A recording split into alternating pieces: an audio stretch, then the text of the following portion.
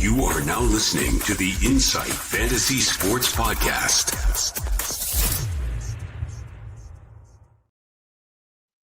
Welcome all and welcome back into the Insight NFL Podcast, our final podcast of the week. Week 11 primer. Secko, and pretty excited about this one. We also preview our starts of the week before we get into it. It is Thursday, the 13th of November, and I just have to say, I'm going to give you your flowers. Last week, you absolutely killed it. 4 from 4, carrying the show. But hey, if we add in my one, 5 out of 8 isn't too bad on the bad of the week. So feeling good. How are you feeling about week 11 with your starts of the week coming up shortly? Yeah, pup, mate, it's a hard act to follow after you sort of hit on all four. And my worst performer was Roma Dunze, who was wide receiver 10, and given he had just had a donut the week before, it's pretty good. But obviously Travion Henderson, Jared Goff went bananas like we sort of predicted. And K-Dot had his most yards for the year. So I don't think we're not going to get 8 from 8 this week, but let's hope we can because we're hitting form at the right time. Hey, you never know. I won't rule out 8 from 8. If I can pull my finger out, we'll have a better chance. But we'll see. Always optimistic at before the week kicks off. Just before we get into things, last night's SuperCoach trade show and Captain's Huddle dropped this morning. Links is in the description. And we'll also have a new show that will be premiering tomorrow morning as well. It is week 11. We've only got 4 weeks left of the regular season before we dive into playoffs, the most crucial point of the year, that week 15 to 17. We don't care about week 18. If you've got playoffs that go into week 18, please smack your commissioner on the head and get that changed moving forward. But I must make moves, whether it be the final 4 weeks coming up to regular season or even during that playoff stint that we're going to be highlighting and hopefully, being able to capitalize on some key matchups coming up, guys that we love that are flying under the radar and we really think could really add some value to your roster getting down that home stretch. How are you feeling about that one too, Secko? I know first time that we will be dropping it, but yeah, it should be a banger going live in the morning. Yeah, pumped, mate. It's that time of year. Like if you can identify a couple of guys who are going to be great, primarily over the next sort of 3 or 4 weeks, and then and into the playoffs. It's really a necessity. Like it's good to highlight those guys. You don't always see them in plain sight as well. Some of the guys we've chosen are a little bit off off Broadway, not your normal choices. So hopefully we'll talk through them. That'll drop tomorrow. We'll dig into that, and obviously hopefully there's some banter off the back of that to try and get us through that, and all our guys smash like our starts of the week will this week. Can't go wrong with some banter. We're always dropping the good stuff. JJ McCarthy will not be featured on that show. Just a heads up, if anybody's wondering, the wet sock, he's definitely drenched. Again, he had a little stint there being dry, but no more. We will be answering some questions at the back end of this live show as well, so make sure to get them in the comments. Purely just start-set questions for traditional fantasy for this week. If you have any SuperCoach questions, please drop them on the YouTube comment section, and we'll be able to get to them before the week kicks off tomorrow. We'll jump into some injuries before we get into our starts for the week. It is, it's Thursday here. Wednesday over in the States, there's still plenty of practices to come, so we aren't fully up to date and won't have the most live news before the week kicks off. But we've got a whole heap here that we can make some adjustments on. So let's get straight into injuries.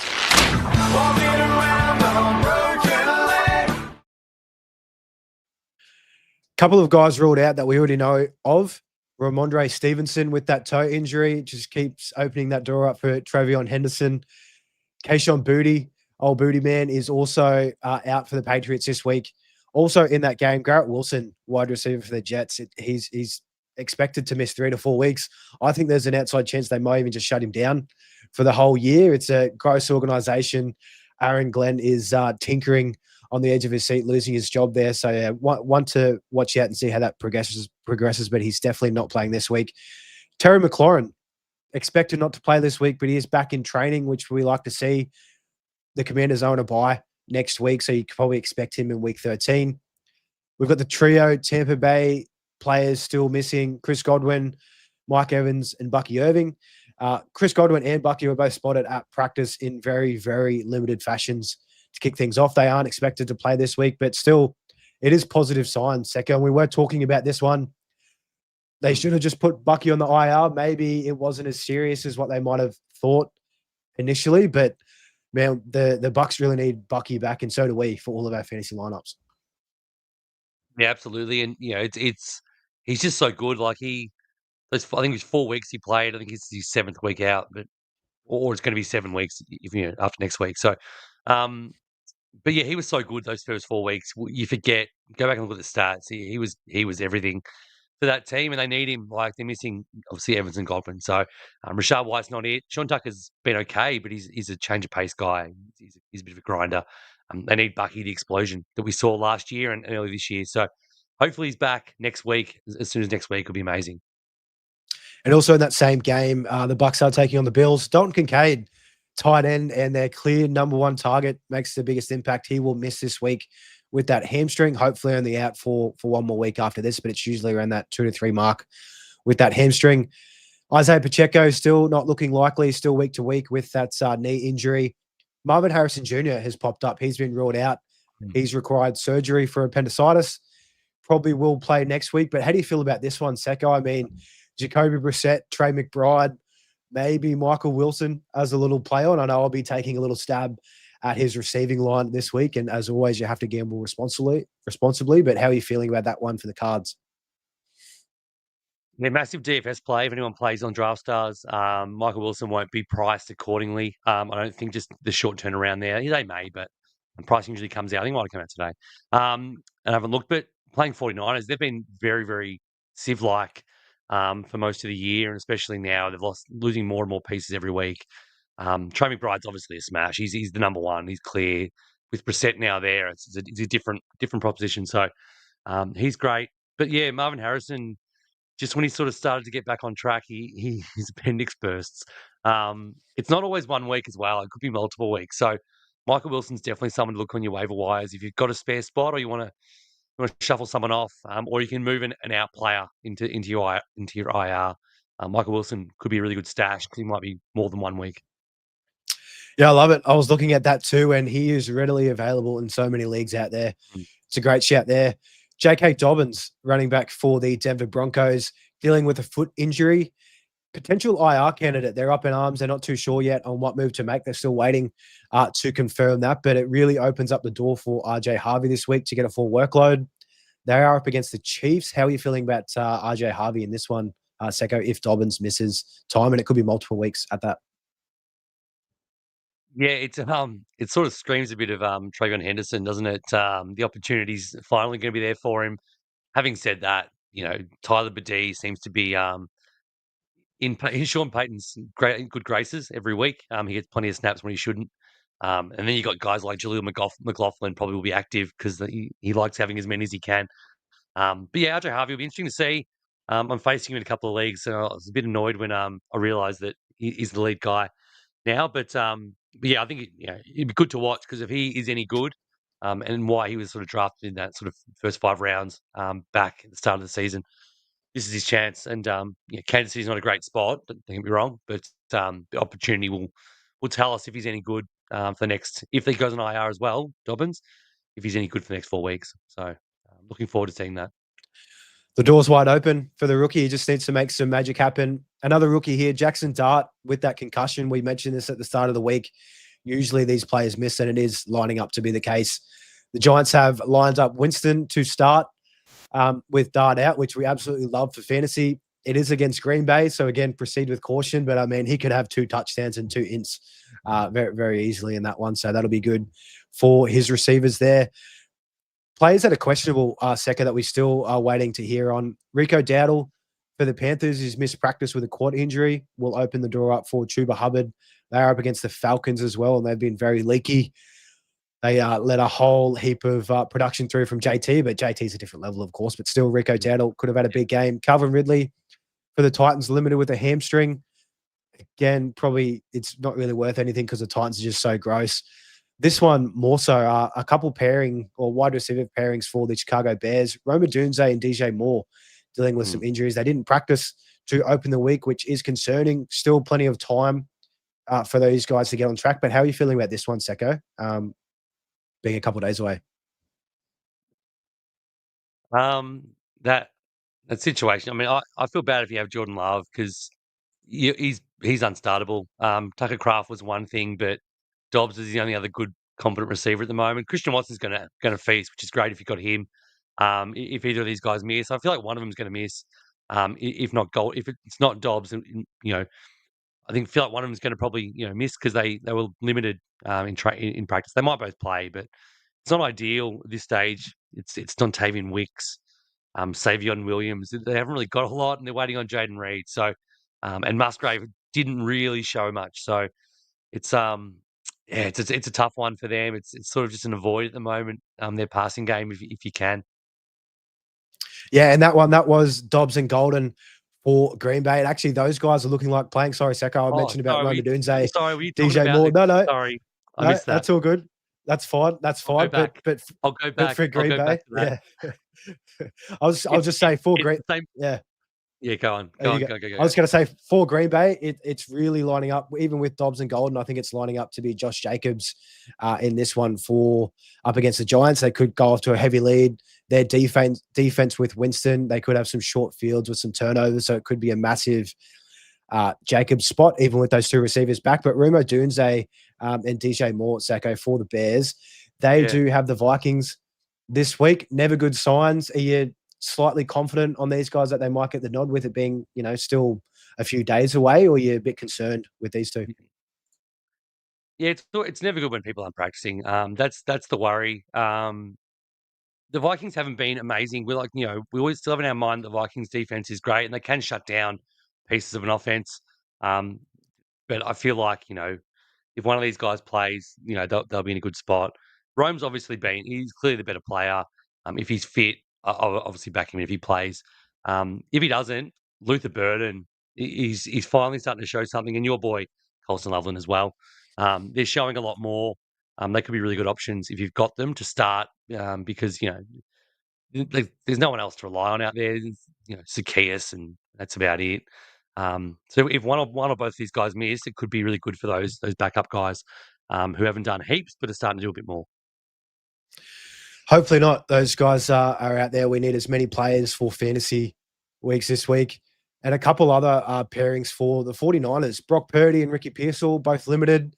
Again, it's very hard to take anything what that Kyle Shanahan says with with any sort of, I guess, solidness. For lack of a better term, but it's just been always up in air with Kyle Shanahan. We know what he did with CMC last year with the Achilles and calf injuries that he sustained, and now with Purdy, he's been meant to be back the last 3 weeks. It feels like we know Pearsall's kind of been plodding along, but what do you think on this one, Secco, for the 49ers? I mean, they go and buy in a couple of weeks as well, so is that kind of in consideration, or do you think these guys are both a chance at starting this week?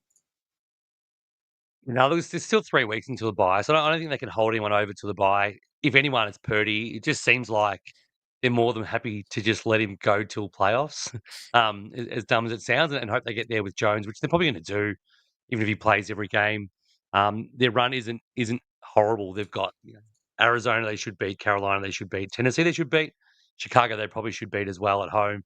So they should get enough wins to get there, right? So Pearsall is the one that's actually quite exciting because he sort of hasn't been practicing. He's been ruled out, pretty much on a Thursday or a Friday most weeks. So for him to be still in consideration, looks like he's getting closer. He was great at the start of the year. You often forget, or it's easy to forget how good he actually was at the start of the season, and he was actually becoming a difference maker.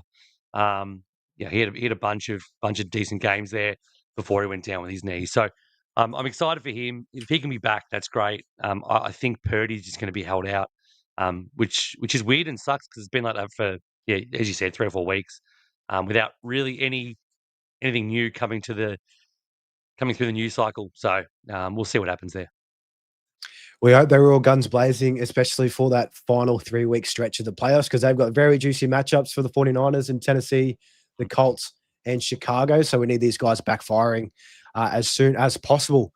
That's really it for all the injuries that we have at this point in time. Make sure to stay up to date if you do have a few of those guys that are questionable, because there will still be a couple more practices to go before we kick off week 11. Starts of the week. Secko, after going 4 from 4 and absolutely killing it, I will hand the mantle over to you to kick things off for us. All right, starts of the week. As I said, big shoes to fill from last week. Let's see if we can have a crack. My start of the week at the quarterback position is a bit gross. Try and cover your ears a little bit while I say it, and I'll explain a bit why. It's Dak Prescott. He's had his moments. He's had his little bits. He's been. I mean, it's not gross. Gross is probably too harsh. He's had some really bad games. Last 2 weeks have been pretty pretty disappointing, pretty horrendous, really. He sort of just didn't come through, and he's sort of bringing down our Lamb and Pickens. But off the bye is the reason why Dak Prescott is just a hot start this week. I'd have him ahead of a lot of start worthy guys, right at the top of the rankings for me this week. First of all, as mentioned off the bye, he goes for an average of 270 yards, 2.5 touchdowns off the bye. And that's every year of his career. So it's every single time. He's only had one game under 240 yards and one game under 2 touchdowns. And that's good for 27 fantasy points per game. He's playing Las Vegas as well. I feel like this is the kind of game off a bye when they're fit and firing. Everyone's had Lamb. Don't forget, Lamb was injured. He came back. An extra week off for him is going to be massive. Everyone's sort of fit now. Everyone's firing. I just expect him to go out and literally have one of those vintage Dak days where he goes ballistic, has 4 touchdowns, 300 plus yards, and ends the week as QB1, 2, or 3.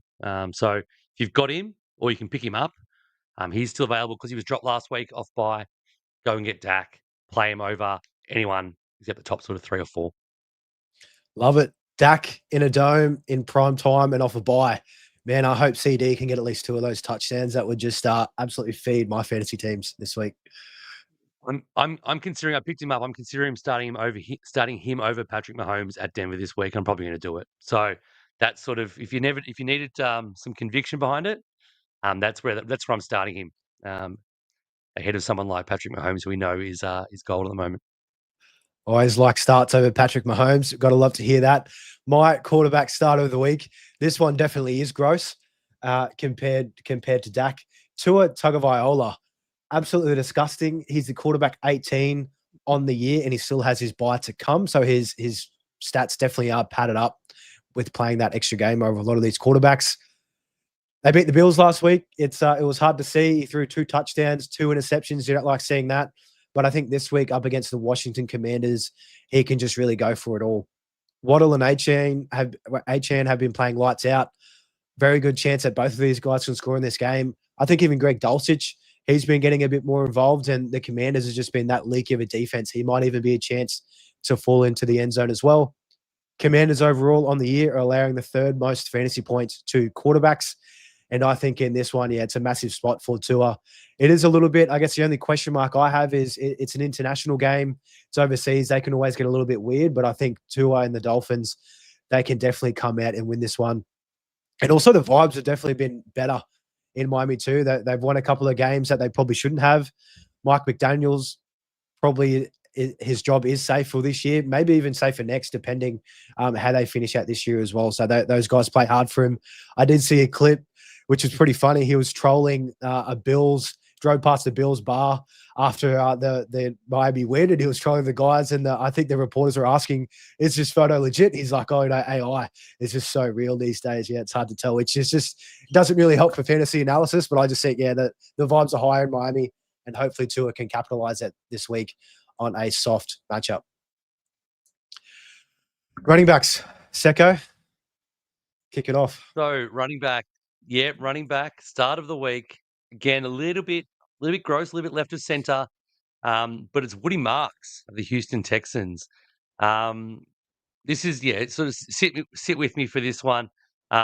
He is just sneakily, just continuously got more and more out of this backfield, to the point last week he had 80% of the RB snaps. Like that's huge. He's pretty much cast Nick Chubb aside. Nick Chubb actually looks really good, which is good for him and it's good for the team because he's getting a lot less carries and he's being able to be more impactful like the Chubb we used to know. But it's not going to stop for Woody Marks. He's in charge there now. He's got the backfield to himself, and he's playing against the Tennessee Titans. Tennessee Titans, it's been beaten up all year because they're never in front, so the team can run and run and run on them. So opportunity should go up again from last week, or at least carries will. Um, so running backs against Tennessee have had 16.6 fantasy points or more in 6 of the last 7 games. That's huge. If he can get sort of 16 points, that's a great start from Woody Marks. And I'm pretty much guaranteeing a touchdown. He's my touchdown guarantee of the week because they're going to have a lot of opportunities. By no means are Houston good. It doesn't really matter if it's Davis Mills or CJ Stroud, to be honest. I think Stroud's going to be back personally, but yeah, I think either way against this Tennessee team, it's just going to be opportunities, and Marks has shown that he can take that and run with it. Woody Marks, touchdown guarantee. Just got to write that one down for after the show. Of course, gamble responsibly. I love that one there. Got him in a few spots as well, holding on for him. My running back here, targeting the matchup. It's one of the best matchups of the week for a couple of positions here. Jaylen Warren up against the Cincinnati Bengals. The Bengals are the best matchup for opposing running backs, pretty much all positions at this point of the year. The Steelers did verse the Cincinnati Bengals back in week 7 at Cincinnati. They did lose by a couple of points there. There was over 60 points in this game. And Jaylen Warren he had 16 carries for 127 yards and 4 catches for 31 through the air in week 7. So absolutely massive score, putting up 17.8 fantasy points in a half PPR format. I think he does score this week. I won't label it a touchdown guarantee because you just never know. Aaron Rodgers could just throw a bunch of touchdowns to the tight ends like he did in this game. But Jaylen Warren, I just absolutely love it. Coming off a bad game against the Chargers. Chargers are a tough run defense. I think in this game, it's really going to open up for Jaylen Warren. And I kind of hope the Steelers don't win this game. I'd love to see Joey Burrow come back later in point of this year. But nonetheless, Jaylen Warren, my running back start of the week. Wide receivers. Secko. Love that. Love that. All right. My wide receivers, a guy who's come on quite a bit in the last little month or so. He is back to being the stud that we all thought he was. It's, of course, Ladd McConkey. The reason why he's in the start of the week is because people still have this weird notion that's sort of carried on from the start of the year that he's no longer the wide receiver one. He is locked and loaded. He's the main guy. Herbert's looking for him everywhere. And, he's doing what he did last year. And if you think of last year, I think last year he was wide receiver 12 or 13 in points per game. That was as a rookie. He's doing it last 6 weeks. He's had over 9 targets, 6 receptions, 84 yards, and 0.6 touchdowns per game over that span. 6 weeks is a good little stretch. Good sample size. It's good for 18 PPR fantasy points. Again, if you're getting that from the start of the week, you're happy. Anything on top of that is obviously a bit of gravy for him. I can just feel him getting Gadsden's a bit knocked up. He'll play by the look of it, but still, I reckon they'll take a bit away from that. And it's the Jags. We just saw what Davis Mills was able to do on the Jags defense last week. Yes, it was in junk time, but they still had to allow him to do it. So I think Herbert, still with no real solid running game. Vidal's been okay. He's been sort of missing in games as well. Feel like they're going to go back to just beating up on a team to really sort of pad their stats a bit as well, and give them some belief going into their bye next week, so they can leave everything on the field as well with a bye.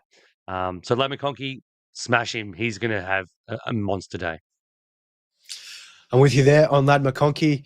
My wide receiver start of the week, I'm sticking in that same Cincinnati Bengals versus the Pittsburgh Steelers game. T. Higgins, I'm going to take him in this one. In the first game, we saw Jamar Chase absolutely go ballistic. Jamar Chase came out and he was just like, oh, they did it. The defense showed us exactly what we thought, and we just, picked them apart. T in this game also played pretty good, 6 for 96 and a touchdown on 10 targets.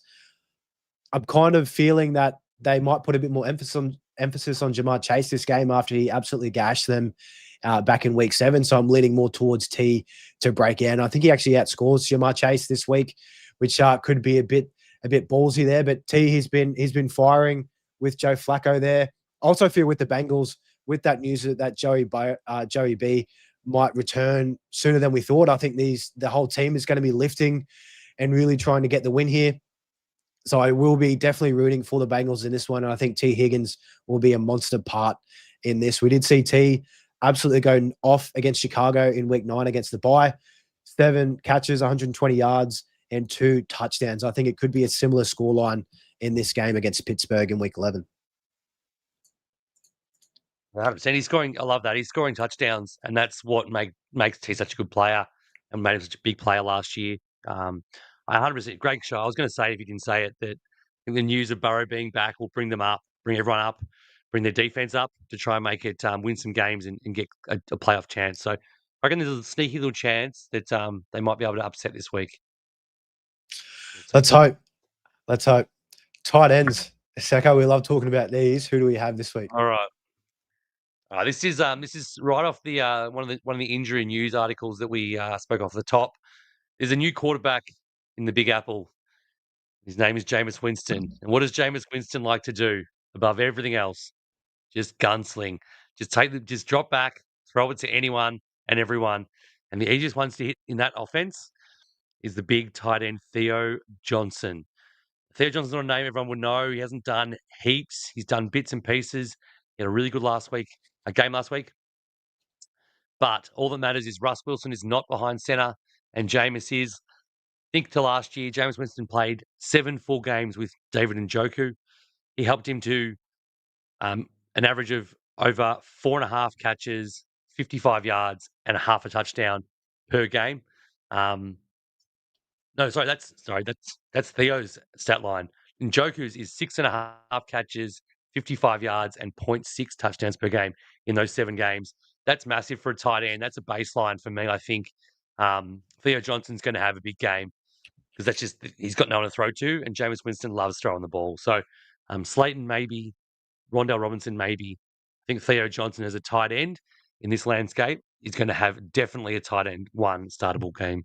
He may even have a touchdown or 2, as Jameis is probably going to throw 3 and 3 ints in the same game as he loves to do.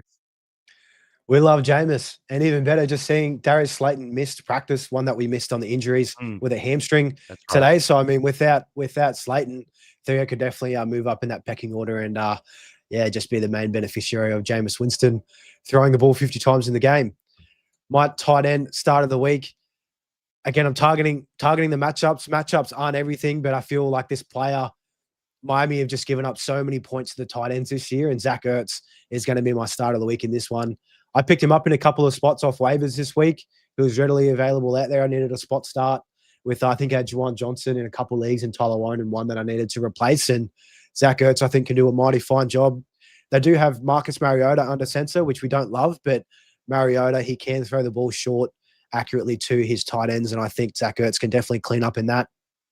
Zach Ertz is the clear number 2 weapon behind Debo in this offense. I feel their running games are very lackluster. They've got Chris Rodriguez. It looks like he's probably going to play. Bill Koski-Merritt has been very underwhelming. So I think it'll probably be Mariota, Debo, and Zach Ertz that are getting all the points in this one. And even better, Miami are allowing the 3rd most fantasy points to opposing tight ends. High implied points total in the week that we'll get to once we go through the game-by-game breakdown. So I think, Zach Ertz, he can score a touchdown in this one. I won't guarantee it because it is Zach Ertz and Marcus Mariota, but I think there's a very good chance this week. Defense. Secko, we'll run through these before we get into the breakdowns of the week. Oh, you're on mute there, Secko. Sorry, I was having a cough. Okay. Sorry.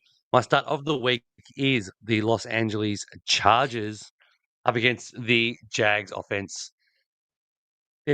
Jags offense is battling. They went all right against Houston, which was a bit of a shock last week. Houston had been really good. They turned it on a bit, but it wasn't because Trev was doing much, and he's just been sort of plodding along. He's had 1 or fewer touchdowns in 6 of the last 9 games, or 6 of the 9 games he's played this year. He's thrown 4 interceptions the last 3 weeks. He's given up sacks. Given up 7, and 5 sacks in 3 of the last 4 weeks. And only against the Raiders, he didn't give up. He only gave up 1 sack. But against half-decent defenses, that's what Trevor Lawrence is doing. He's getting sacks and he's turning the ball over, and that's what you need from a DST. So I think the Chargers are really in line to get 2 takeaways, 5 sacks. In normal DST scoring, that's a good sort of 12, 14 points. And they don't score high usually. against good defenses as well. So yeah, fire up Chargers if they're on your waivers. They're a 1 week play with a bye next week. Get them in, and then stream them out next week. But start them if you got them.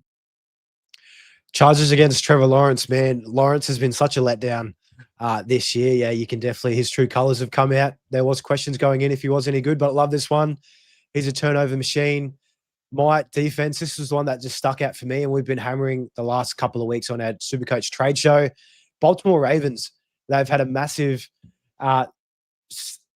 schedule the last few weeks coming off the bye. It's been very juicy, and it gets even better this week. They are taking on the Cleveland Browns at Cleveland. Dylan Gabriel has not looked good. I think the Ravens can have a couple of takeaways in this one. Gabriel's been not too bad at throwing interceptions. He's only had 2 on the year. He's only had 5 starts, but I think he can add a couple more this week with the Ravens. They're getting healthy. They're playing to win. Their margin of error is very small. They need to win out to make sure that they can get into the playoffs. Lamar's back healthy. Derrick Henry's going to be rolling in this game, I think. Yeah, they could shut out the Browns in this one. I think, yeah, the Ravens could absolutely dominate, and that defense is going to eat in this one here too. So that's our starts of the week for week 11. Secko, we'll come back. We were, a combined 5 from 8 last week. We'll wait and see how we go this week. Hopefully I can help you out. Keep the boat sailing there. We'll get a 6 out of 8 at least. Let's hope. Coming in, we do have our game preview week 11. There are 2 teams on bye, Colts and the Saints. Let's jump straight into it. Let's preview the games for the week ahead. It's time for Game Talk. Kicking off a divisional game on Thursday Night Football tomorrow morning for us here in Australia. The disgusting Jets heading to New England to take on the Patriots. The Pats are a massive 13-point favorites, only 2 touchdowns here. They could just absolutely roll these guys. The total is 43 points. From the Patriots, I think it's pretty clear who you can start. Trevion Henderson, Secko's start of last week, could probably dominate again this one here. Drake May, you're going to start him no matter what. He's been a stud, MVP favorite at the moment with Stafford. Stephon Diggs has been super good. And with Kayshon Boutte out, you can expect more from him as well. So those guys are all clear starts. On the Jets, Secko definitely gets a bit murkier. We still don't know the quarterback situation. Head coach Aaron Glenn just loves trying to be as strategic as he can. Just announce Justin Fields, Tyrod Taylor. It really doesn't matter at this point. What do you kind of feel like on the Jets? Is there anyone here that you're confident in starting in this one? The only one's Breece Hall, because there's a few reasons for that. And he's the kind of guy, he needs to play for a contract. So he'll be making sure he gets in the ear of everyone, whether it's Taylor or Justin Fields. But I think it's going to be Fields. They won. He was terrible. They won. So rare to change it unless they unless they lose usually. But he'll be getting to Fields' ear and saying, just if you ever in any second thought, just get it to me. I need to pad these stats to get paid next year. So you start him, but literally do not start anyone else. Even Mason Taylor is dead. There's just no passing volume, so it sucks. But they're in a void outside of Breece Hall, and even then, you're sort of hoping and praying. And for the Pats, Secko, quickly, is there any other guys outside of those main 3s? I know Kyle Williams, he had a massive touchdown last week. He only had 1 catch. Demario Douglas floating around, Hunter Henry. Is there any interest in starting those guys if you need to, or you just want to stick to those core 3? No, Kyle Williams it's fun. We might get him some more snaps, but it's 1 catch. It's a bomb. It's not prescriptive. There is a guy though. It's Mac Hollins. It's disgusting, but with Boutte out, he's in that role. He's an extra receiver role. We did nothing the week. So last week he had 6 catches for 106 yards. He did nothing the week before, but then he had 7 for 89 the week before that. So it's not like he's just come out of nowhere. He's doing it a bit. He's getting a lot more of a role. Touchdowns might come eventually as well. I wouldn't want to start. Don't get me wrong. Don't want to start him, but he's a bit of a DFS dart throw type of guy. Who can come up because he's got the role, and that's really in a game like this. Jets defense, there's no cornerbacks anymore. This could be just a game where you get a pretty steady 10, 15 points out of him in a half PPR setup. The Mac is back, baby. I like that. I like that call. I'll have to have a little DFS stab at him.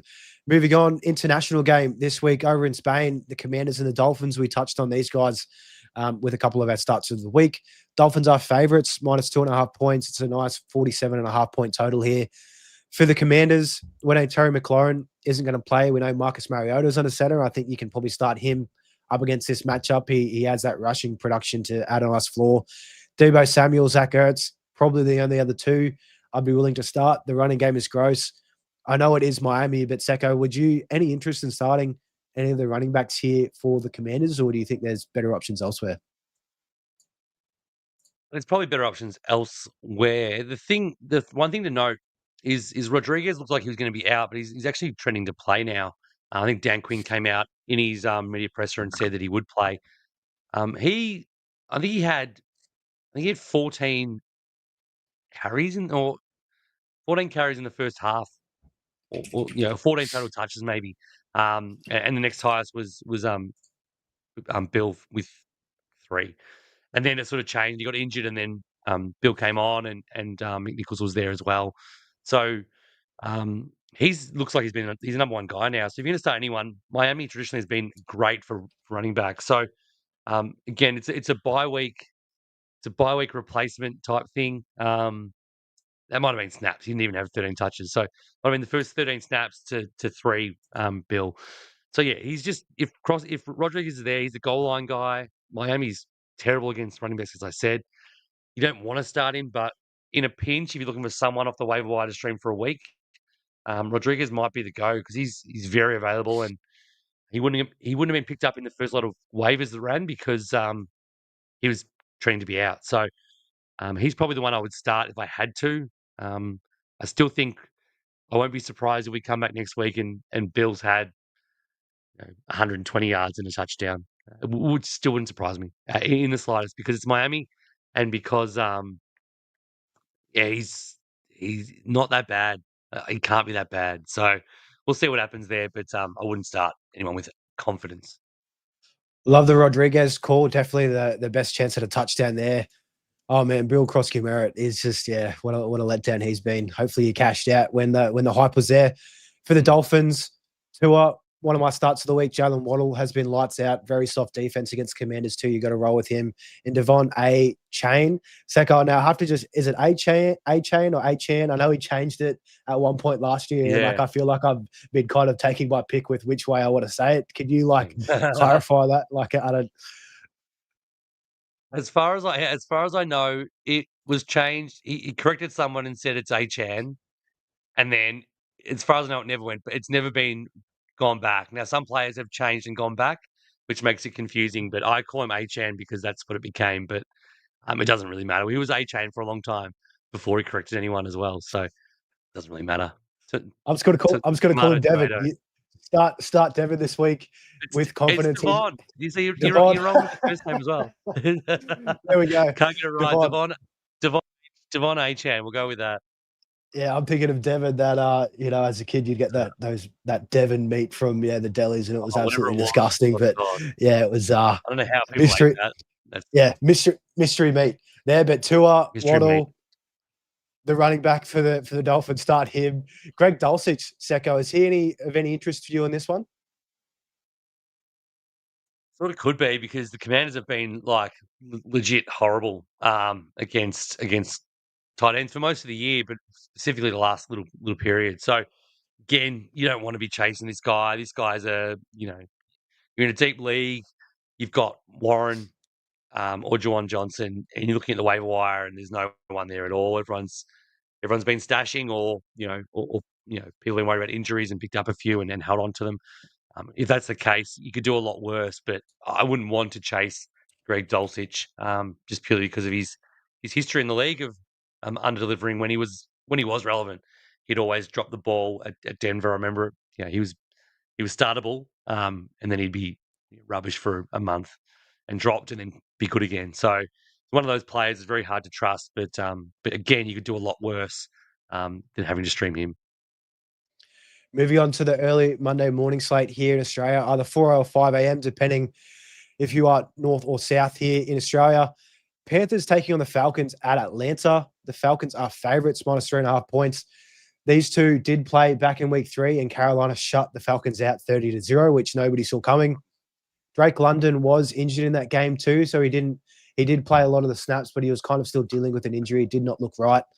Total is 42.5, so it's still okay. It's definitely not where we want to see it, but this will be one to watch. We still are waiting on news on Rico Dowdle to see if he gets a start. If he is started, I think you can start him with confidence. He's been a beast. If not, you can slide in Chuba Hubbard. He won't probably do as good, but he's still going to be able to help you this week. For the Panthers on this side of the ball, Secko still, Ted McMillan and Bryce Young. How do you feel on those guys up against the Falcons? Yeah, look, Tedero is going to have one of these games eventually. I feel it may never come because I think Bryce Young sort of just drags him down to half. It just limits him his ability to go massive. I think a couple of weeks ago he had 102 passing yards. McMillan had 46 of them. I think last week as well he had over 40% of his total yards as well. He's doing his best to try and feature this guy, which is great for Tedero, but it's just I feel like it's limited with the way that the Bryce Young's playing, and it's probably limited by the fact that Rico Dowdle's been so good, and they're able to turn the keys over to him. So, he's a start. He's a start, but he's not someone again. If you had someone who's sort of in a good spot, in a good player, in a good position this week, you could definitely start him over to the rower. The Falcons haven't been amazing for wide receivers either. So again, not a smash play, not a sit, just a sort of a mere start. And on Bryce Young, Secko, would you rather start Jameis Winston or him this week? Jameis. Why, Jameis? Easy, hey. Jameis will chuck Bryce the ball. Young, So the last 2 weeks, Bryce Young's at 124 yards and 101 yards. Like you can't. And he doesn't run. Like he profiled as a bit of a runner. He doesn't run. It's just impossible. Like he may have a massive game at any time. He's done it a couple of times this year, but it's too hard to trust. So yeah, Jameis will at least be chucking the ball for a lot. Massive letdown. He has had under 2 fantasy points the last 2 weeks, Bryce Young. And for the Falcons, you have to start Bijan, even though he's been disappointing. Drake London, in turn, you're going to start him as well. What about Tyler Algier, Secko, in this one? I know he's been vulturing touchdowns. Raheem Morris is definitely blowing him up a bit. Do you think there's any chance of maybe a spot start if you need to with Tyler Algier? It's a spot start, but you've got to be prepared to leave that game with 3.1 points. That's just the reality of it. It could easily be a massive Bijan bounce back game, like it was, like it was whatever that game was where he had a shitload of points. I think it was against San Francisco maybe a few weeks ago. This guy's too good to be just left to not get any opportunities near the goal line or anything like that. And both of those touchdowns last week were at the one. LG is likely to come in those situations just because it's almost like a extended tush push. He just bowls his way through, but anything further out, Bijan's probably going to score. So yeah, running backs, Panthers running backs, they gave up almost 100 yards to Alvin Kamara last week. That's saying a lot. In 2025, Alvin Kamara can run for yards on you. I think Bijan's going to be just fine. LG will be fine, but has to score. So go in knowing that. Don't have a high risk team and go with Algier as your RB2 because it might not pan out. And the guy that you cannot start, I think the only way you could start this guy is if you're locked into the 1 seed and you're purely just playing this week for vibes. That's Kyle Pitts. He's just been very disappointing. I still have to get his name mentioned in there, but do not start Kyle Pitts this week. Yeah, it's Kyle Pitts. It is what it is. Yep. Moving on, Bears and the Vikings. And there's so many divisional games this week too, Secko, I've noticed. It's going to be so many games I'm looking forward to watching. This one, including it, the Vikings are 3-point favorites at home, 48.5 total. I guess this total is implying that Ruma Dunze and DJ Moore are probably slated to start. That's probably what the bookies are thinking with this one. I mean, I kind of like the Bears in this game, just with the Vikings. I don't know. JJ McCarthy's looked pretty troublesome. We could probably start there on the Viking side of the ball. I think Aaron Jones, he's a must start. He's definitely handled the mantle. Jordan Mason is really nothing. You can't start him. Justin Jefferson and Jordan Addison, Secko, that's probably where I'll lean on you with this. I mean, it is a divisional game. JJ's been pretty good against divisional opponents in his career, but JJ McCarthy, Socky has not looked too good in supporting him for fantasy production. So how do you like him this week? I think there's a chance this is a massive bounce back spot for definitely Justin Jefferson. Like the Bears have given up a decent number of yards to receivers, and JJ McCarthy hasn't been horrible. He threw it a lot more last week. He just missed JJ on so many balls. Just timing.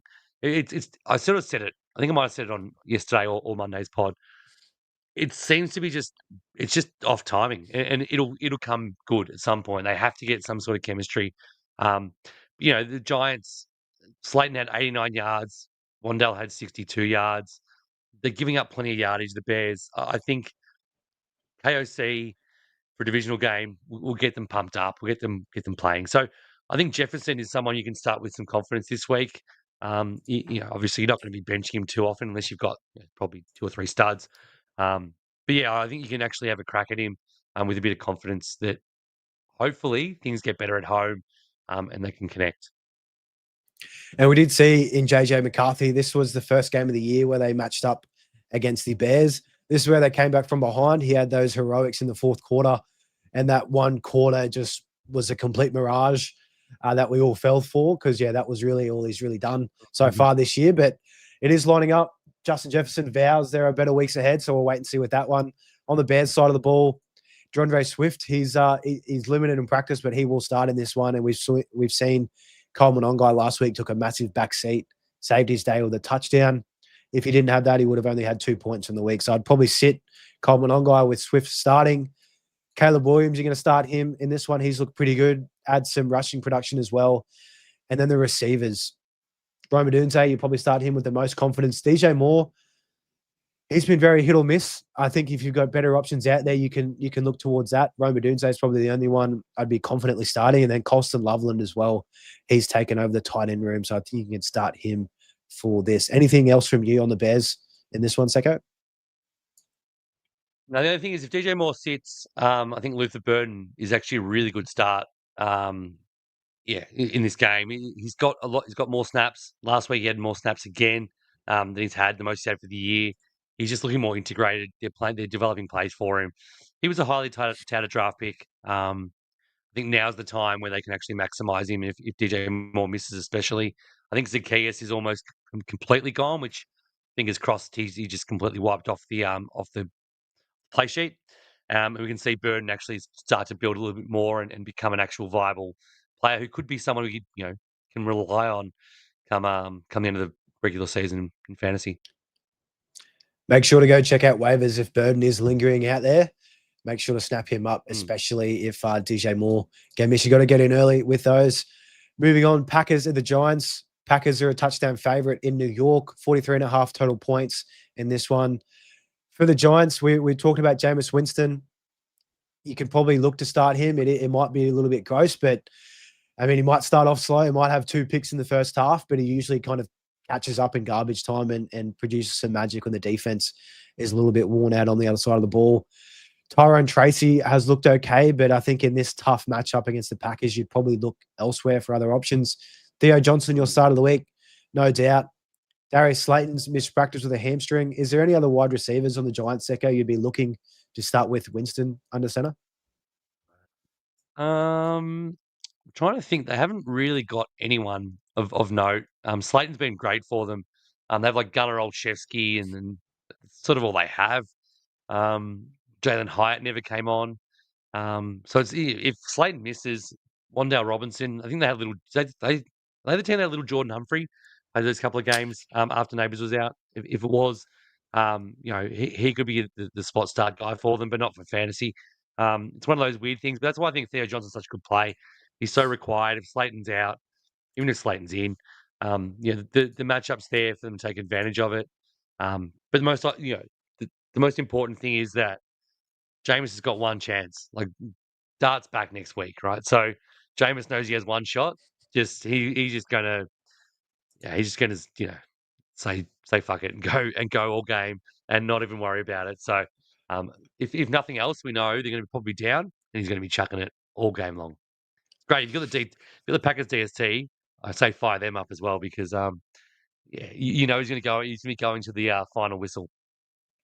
Yeah, he won't stop. He'll go down in flames of glory there. And I did see actually Lil Jordan Humphrey. He's back on the Broncos now. They picked him up, so less options there. Even better for Theo Johnson There you go. and even Wandale as an option for the Packers. Josh Jacobs, no doubt. I would have loved to have had him as a start of the week if it wasn't so obvious. Massive chance for 2 touchdowns in this one.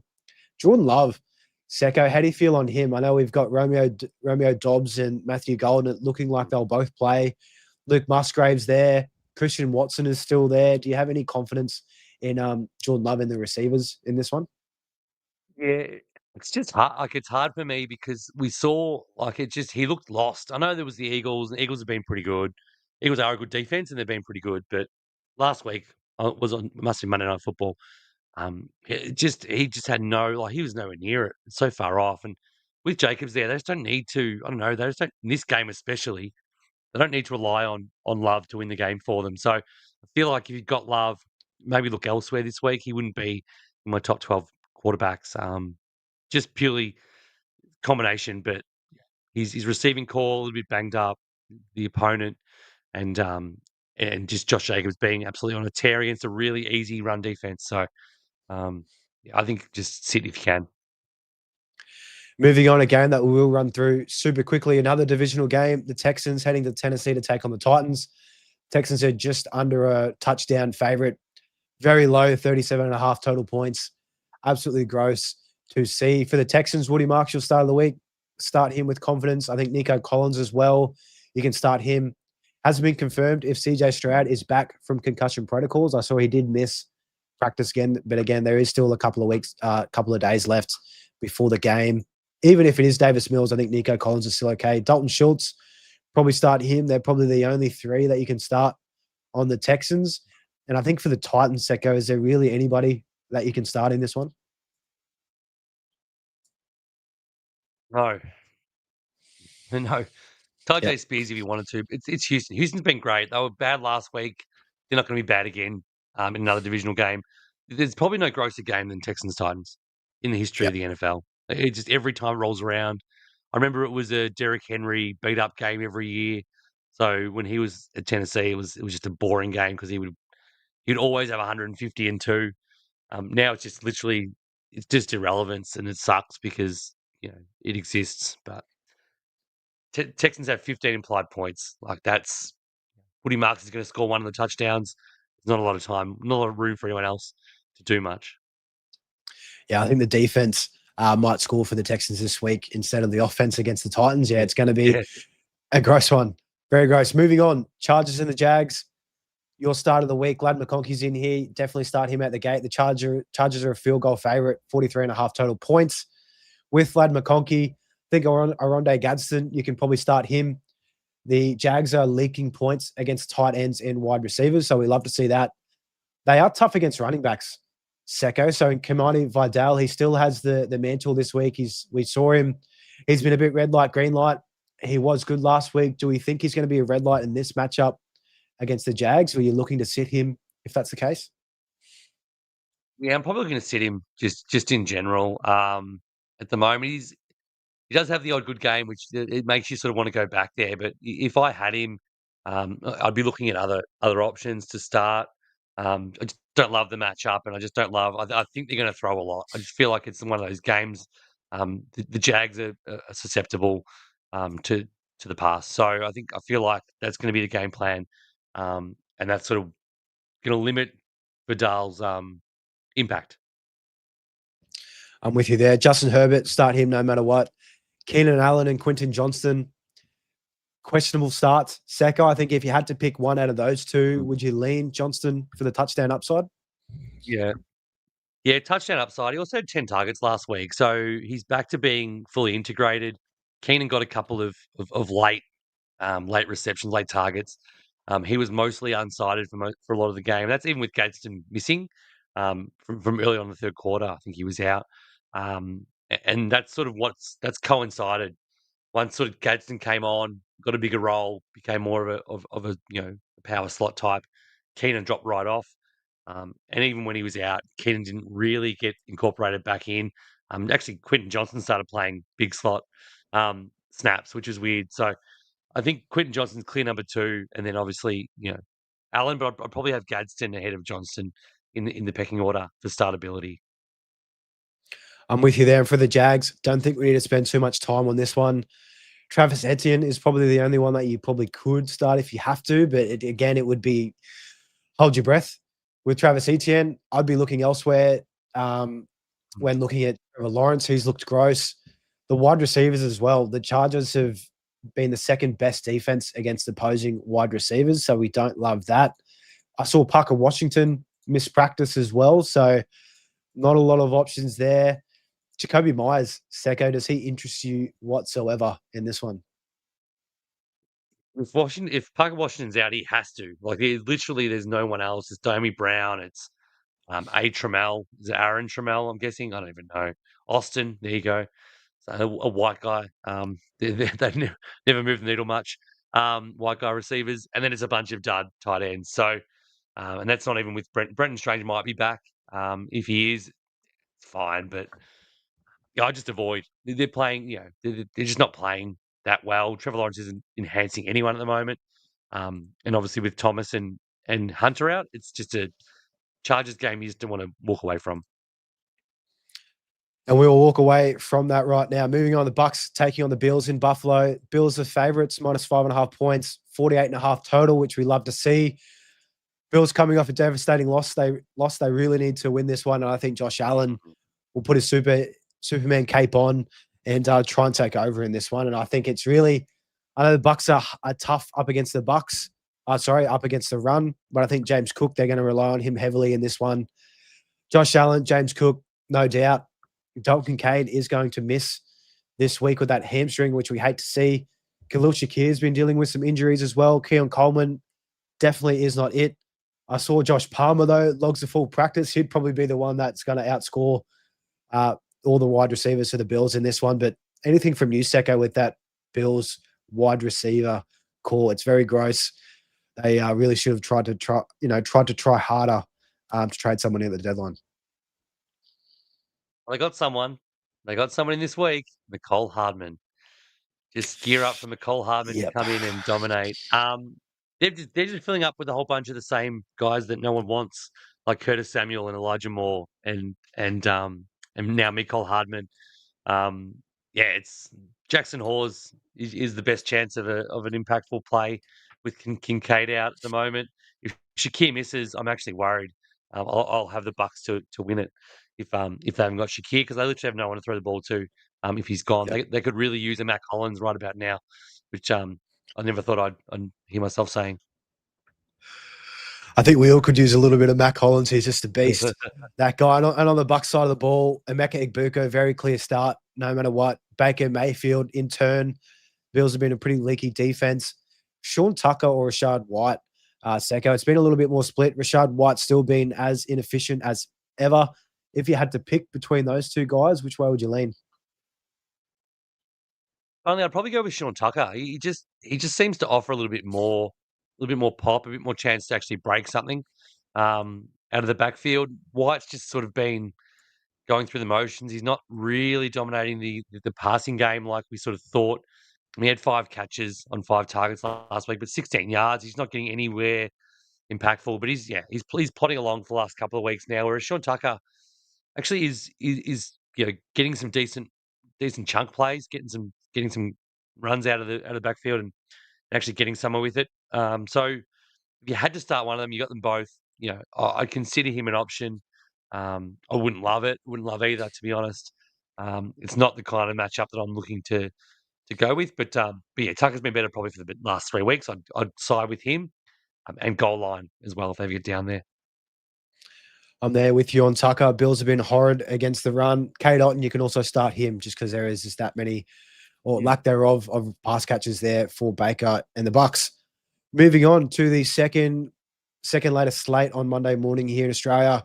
Another divisional game. This game is going to be super fun to watch. I'd love to hear your thoughts on this one too, Secko, with being the Rams man here. The Seahawks heading to LA. Rams are a field goal favorite at home. 48.5 total points. We'll start off with the Rams. Devontae Adams, have you heard any update on him if he is going to be playing this week? I know he's dealing with that oblique. I know he is expected to play, which is good, but I mean, he just rinse and repeat with the Rams. It's Matt Stafford, Kyron Williams, Puka, and Devontae, and that's really everybody they have to worry about in this one.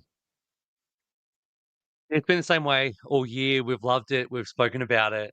That's why the Rams are so good for fantasy and just in general. They funnel it to a few guys they know can make big plays. So the interesting one is Blake Corum. He's getting more snaps. It's not taking much away from Kyron because they're dominating so much. Seahawks game is probably a little bit different. So we'll get a true indication of how much they actually want Corum to be part of it rather than just how much McVay can sort of take the piss against lesser opponents. And keep Kyron fit because this is all working well because Kyron's performing at a higher level because he's not on the field for 90+% of snaps. So, but yeah, you nailed it. Start them all. It's the Seahawks. It's a dangerous game, but start them all because you can't really see any the way they're playing, the four of them. And on the Seahawks side of the ball, the only people that I'm not really going to start, I think, is the running backs. It's always been up in air. Kenneth Walker, Zach Charbonnet. There's been splitting touches. They both looked okay last week, but the Rams are the number one defense against the run so far to opposing fantasy running backs in this one. How do you feel on that running game, Secko? Do you kind of see it the same way in this game? Yeah, I think you have to. It's hard to trust. The problem is it's hard to trust them, right? So that's the issue at play here is you pick one, start them, they backseat it, they don't do much, or the other one pops off, and you're like, it should have been Charbonnet's touchdown. Why is Kenneth Walker involved? And you just get annoyed by it because it's so choppy. So I'd avoid it all if I could. The Seahawks pass catchers, they are players that you definitely do want to start in this one. Sam Darnold's been very good. I'm going to start him. It's a divisional game, high over under. You love that. Jackson Smith and Jigba. Probably the first time in 3 weeks that he'll play 90% of the snaps or more. They just haven't needed him. Washington in week 9, 67% of the snaps. Last week against Arizona, only played 42%. Still gave you more than 17.5 fantasy points in a half PPR format.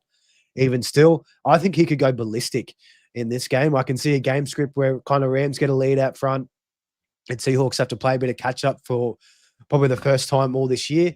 And JSN could just go absolutely bonkers. So I love him. Start him no matter what. Rashid Shaheed, Secko, I think is also a nice little sneaky start. We saw he was getting integrated last week. He had a couple of carries in the backfield, which was surprising and even murkied up that situation there for Ken Walker and Zach Charbonnet even more. But I think up against the Rams, Rashid Shaheed could be a sneaky long bomb touchdown play in this one. How do you feel about Shaheed? And then is there anyone else on the Seahawks side of the ball that you'd be willing to start? No, so Shaheed he only played 34% of snaps last week, only got one target. But yeah, to your point, he was integrated. They manufactured some touches because they wanted to get the ball in his hands, and he was the most effective runner out of the backfield. No shocks there, but Yeah. I feel like his snaps are going to jump quite a bit. Cup is going to be playing, so they'll be mixed there, and there's still Torrey Horton involved. So he might only be a sort of 60% guy, but I think you're spot on. They're going to be throwing a lot more than they've sort of had the last month. They've had a really easy run of it, and they've been able to sort of just throttle down and kill the game away. So he should be a little bit more competitive for them. So I expect some deep balls, some shots. Take him. Donald needs to prove he can take it up to them. So to the good teams. So they're 7-2. They want to prove it. This could be a massive game for Shaheed as well as JSN. Love it. A game that I will not love and will not be watching as much. The Ravens heading to Cleveland to take on the Browns. Ravens are just over a touchdown favorite, 39 total points. Very gross to see. I mean, for the Browns, I think you can really only start Quinshon Judkins. I'm not too keen on any of the pass catchers there. You know, the tight ends are kind of in that roulette. The wide receivers are kind of up and down. Cedric Tillman is another week back removed from returning from the IR. Still super murky. And yeah, with my start of the week in the Ravens defense, I think they just absolutely kill the Browns. How do you see that side of the ball, Secko? Do you have any confidence in any of the pass catches there for Cleveland? Judy had his first good game in almost the entire year. You can't trust him. It's just Dylan Gabriel. Like Again, if there's only one of Fannin or Njoku, you probably could trust one of them, but you can't trust them both or either of them if they're both there. It's just a challenge. It's not Quinshon Judkins should be okay, but probably not. He doesn't really get any work out of the backfield either.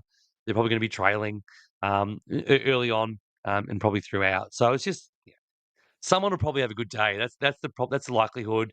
Ravens are getting better, but they're still giving up points to someone.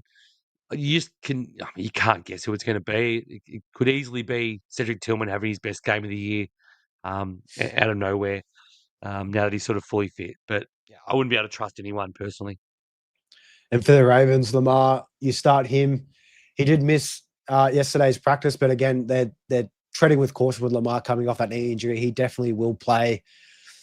Derrick Henry, very disappointing game when they faced Cleveland in week 2. He had 11 carries for 23 yards. Absolutely dismal. I kind of have a feeling it might, up against a tough defense on paper, I kind of feel like it might be a bit of a Derrick Henry spot. He might want to right his wrongs from that game in week 2. Pass catches are a tough one. I mean, Zay Flowers has been the most consistent, but doesn't really have a ceiling. But again, if you have him on your roster, you probably have to start him at this point. The tight ends is probably where we will go, Secko. And this one, Mark Andrews and Isaiah Likely. Likely's back from injury. It's had a couple of weeks to get game fit. How do you see this one playing out for the tight ends? Yeah, I feel like now's about the time where Likely takes over. I'm actually pretty confident on him. Not so much in this game, but him going forward. He's going to be huge. He's started to get a lot more of the snaps. Andrews is still getting the touchdowns, which is was what he does, but he's looked a bit off. He's lost a lot of targets. He's only had I think 2 targets each the last 2 weeks. So Likely's outpointed him there. And it's just, I think it's just a matter of time until Likely takes over.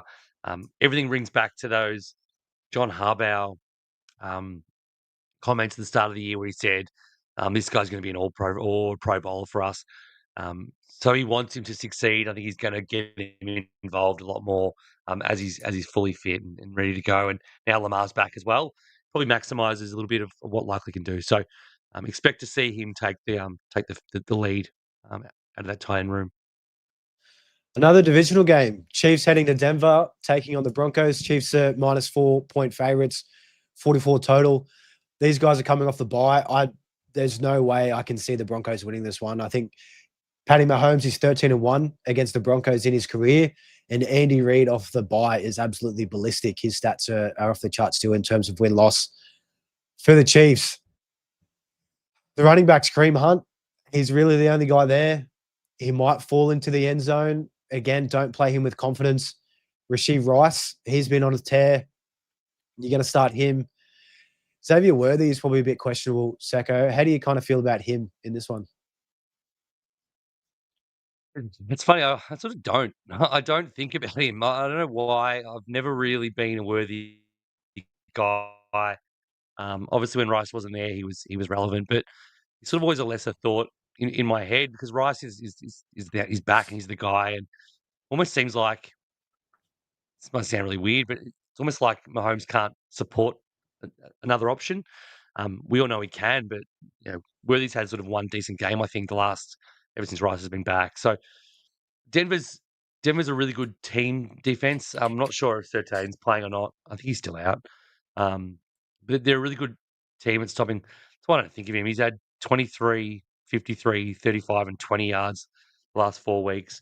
I just don't know if you can trust Worthy at all at those sort of things. He's had 2, 3, 5, and 3 catches. It's just not fantasy viable at the moment. It's Rice, and if you need to start Kelsey, you can, but not ideally in this matchup. And for the Broncos, I mean, Bo Nix, I honestly think I'd rather play Jameis Winston over Bo Nix in this one. I think the Chiefs are just going to be absolutely gunning for him. No J.K. Dobbins to lean on either. Cortland Sutton, Troy Franklin. I don't think you can start them either, Secko. They've both been, Sutton's been kind of taking a back seat. Franklin's been seeing more targets, which is very surprising. Has been a massive letdown. Is there anybody on the Broncos that you're willing to start in this game against the Chiefs off the bye? No, look, probably not. Obviously RJ Harvey we spoke about. He's going to get the lead run. I probably startable only because he's the main guy, but I wouldn't want to be starting him. Ingram's a no, and their receivers are a no, and obviously, as you said, Nick's is pretty hard to avoid. So I think the key is off the bye. You've hit that pretty hard, and you've nailed it there. It is in Denver, but this is the kind of game. Denver's still ahead of them in the standings, I think. Without looking at the standings there, they'll want to turn that around pretty quick, and this is the best way to do it is to beat them on their own field. 8-2 to 5-4. Wow, 8-2. How are they Yeah, 8-2? Oh, it's amazing. yeah, that's right. They've been beating really bad teams by single scores. I can't see a world where the Chiefs don't win this game. I'm with you there. Moving on to prime time on Monday, Sunday night football over in the States. Lions heading to Philly, taking on the Eagles. Eagles are just under a field goal favorite, 46.5 total points. I think you can probably start everybody. Honestly, all the key guys, there's going to be that many points in this game. I know the defense is good for the Eagles and the Lions as well, mind you, but I think both offenses, it's probably a battle for that, both for that number one spot in the NFC. They both want to kind of compete up against that. Dan Campbell's back calling plays for the Lions. They've looked that whole, I know it was against the Commanders, but 44 points. They looked much better with Dan Campbell calling the shots. Anyone that you really be looking to sit, Secko? I mean, for the Eagles, AJ Brown, there's been that many talks this week. Maybe I'm a sucker for AJ Brown, but I think he goes off this week. I think this is it. I think he can just really have a big one, and it's a good matchup to have it.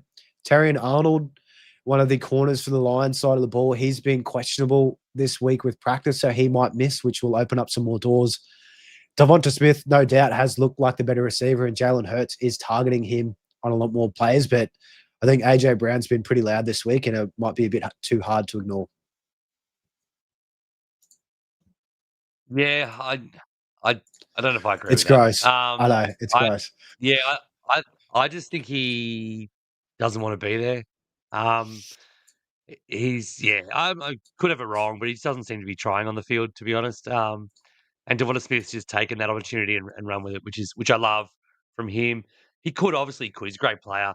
If he wants to be there. He wants to turn up. They're going to have to throw it.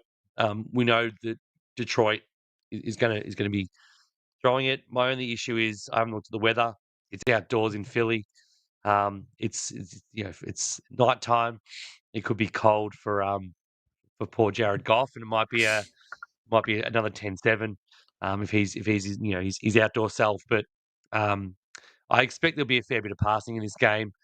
I expect that I would still start AJ Brown if I had him. I'd love to try and trade him on name value if I had him. So it's hard. It's hard to trade AJ Brown. I've tried, but so now I'm buying back in. I'm ready to be let down again. But in this game, could have it wrong. Could be a battle of the running backs. It's going to be tough, especially like you mentioned with the weather. If it is, poor conditions, they could really lean on both sides of the ball and both have a great running game. But again, you probably start everyone. Could be a spot where everybody goes off for you in that. Man, what an absolute ripper of a game. So many good games this week. Another game to end things on Monday Night Football, Tuesday morning here for us. The Cowboys taking on the Raiders. Cowboys are favorites in Las Vegas. 50 total points, biggest of the week. Both horrid defenses, things that we absolutely love to see for fantasy production. On the Cowboys side of the ball, Dak Prescott, your side of the week. Absolutely, no doubt. And in turn, all of his receivers, Jake Ferg, CeeDee Lamb, George Pickens, you can start all those guys with confidence this week. Javonte Williams as well. I think they can all kind of beat up on the Raiders.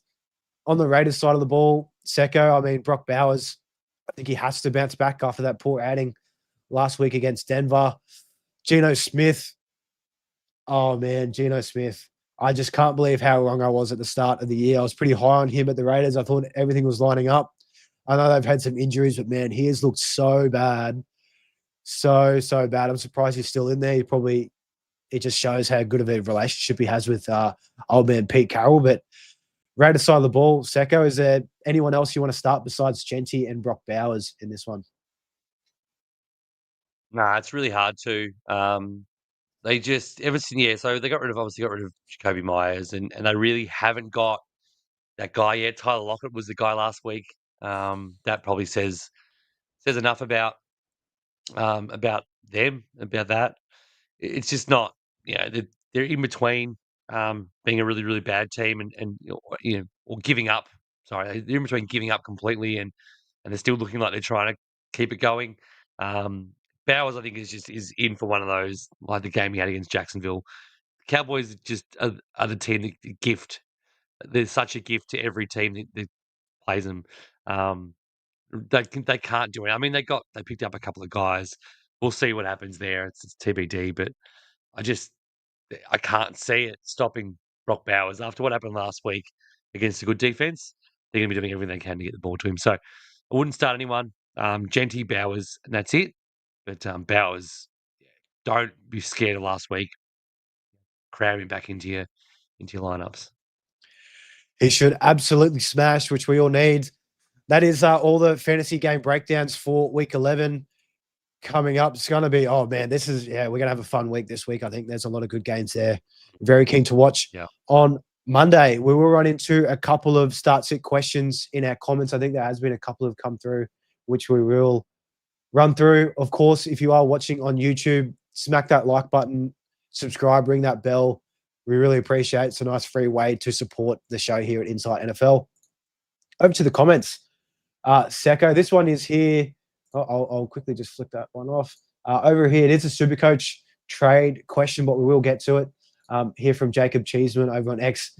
Dart to Lamar against the Browns and make one trade of Pittman to CD and Dart to Stafford. So if you have to pick out of those ones, I mean, I think you just go Dart to Lamar, even if it's, it's a week early. He mightn't feel good about the Browns, but he killed him last time, and then Pittman to CD. I think that's pretty straightforward.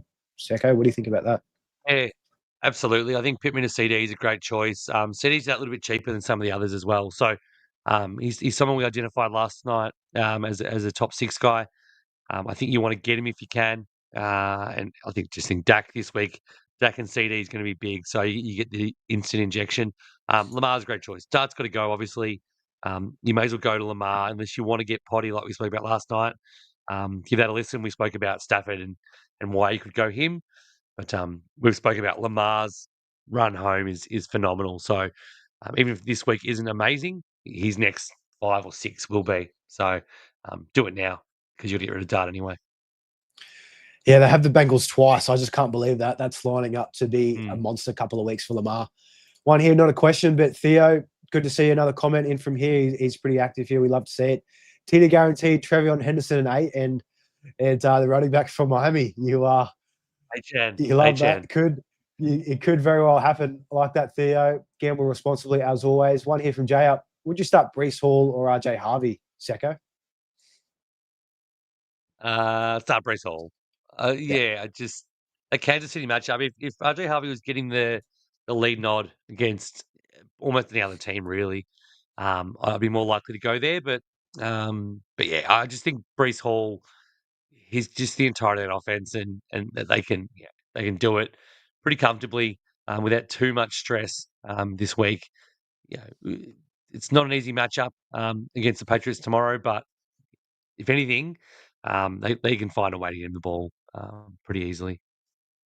Yeah, I'm with you there on that. Another one from Jay up. Start Roma Dunze or Chase Brown. So this must be in the flex.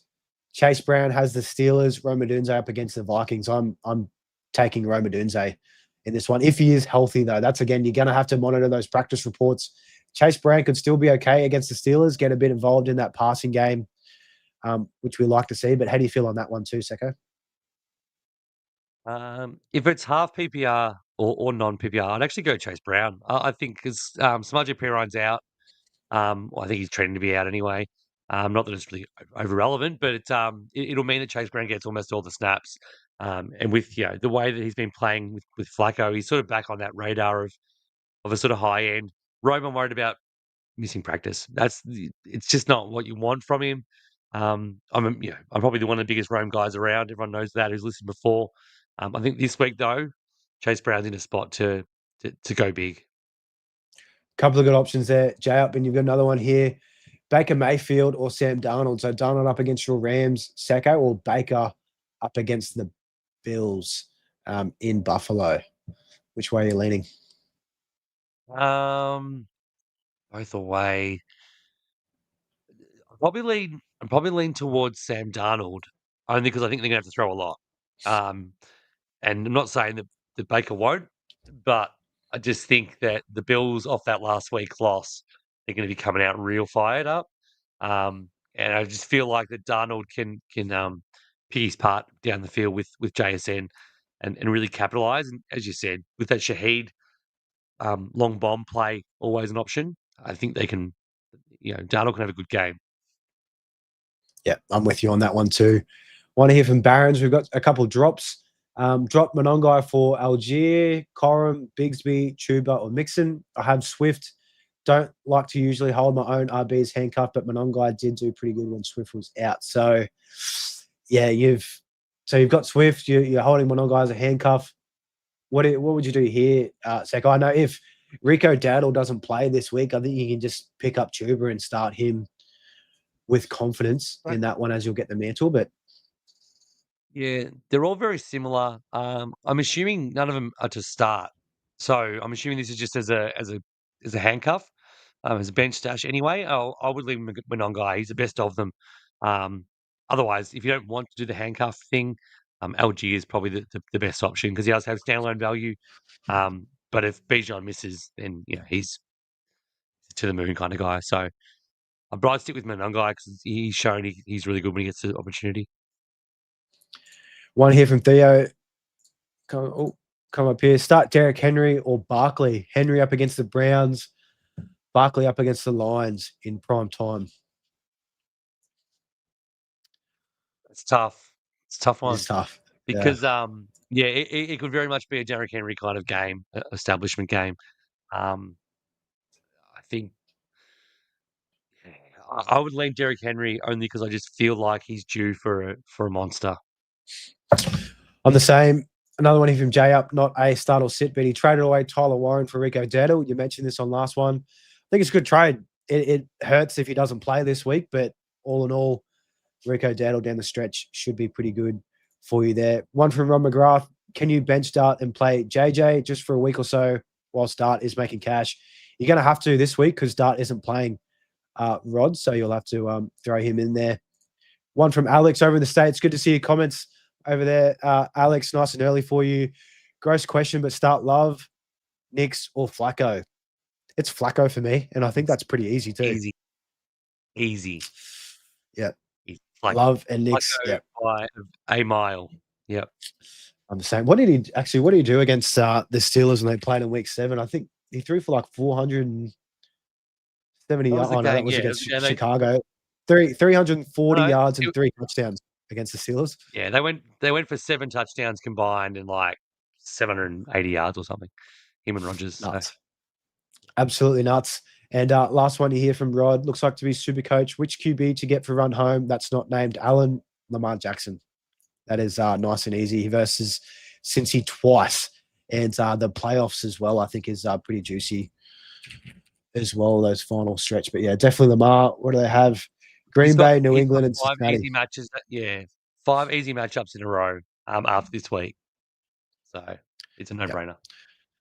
Love that. Thanks heaps, everybody, for the comments. If you have anything more, please throw it down on the YouTube comments after we've finished recording this tonight. We'll get to them before the week kicks off.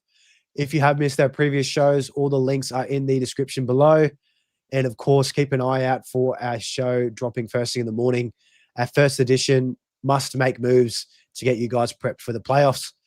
Best of luck for week 11. We'll be back on Monday to run it all back and see how we went with our starts of the week this week.